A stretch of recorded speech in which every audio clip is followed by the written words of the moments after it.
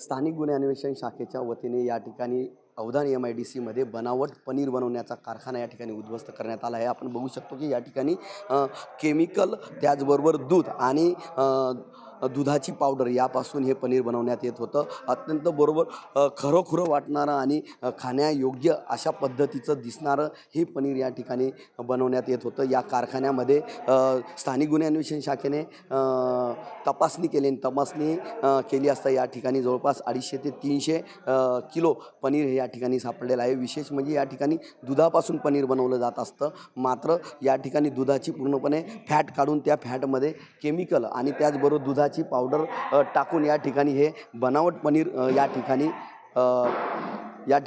केले जात होतं आणि त्यानुसार या ठिकाणी आता ही कारवाई करण्यात आली आहे। पोलीस प्रशासनाच्या वतीने आणि त्यानंतर अन्न औषध प्रशासनाला या ठिकाणी बोलवण्यात आलं आणि त्यानंतर हे पनीर या ठिकाणी पकडण्यात आलं। या संदर्भात हे पनीर आता तपासणीला पाठवून त्यानंतर त्याला नष्ट करण्यात येणार आहे। मात्र खऱ्या अर्थाने या ठिकाणी सणासुदीचे दिवस आहे आणि सणासुदीच्या दिवसांमध्ये अनेक खाद्यपदार्थ नागरिक खात असतात, मात्र या ठिकाणी जे काही अन्न औषध प्रशासन आणि या ठिकाणचे काही विभाग आहे हे विभाग नेमकं काय करतात याकडे देखील आता प्रश्नचिन्ह निर्माण झालेलं आहे। त्यामुळे आता हे जवळपास 66,000 रुपयाचं हे पनीर जप्त करण्यात आलेलं आहे आणि याच्या पुढची कारवाई आता सध्या सुरू करण्यात आलेली आहे।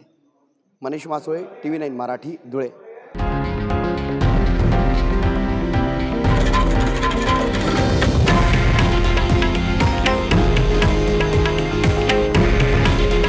हे आहे देशातील नंबर 1 न्यूज नेटवर्क आणि आपण पाहत आहात TV9 मराठी।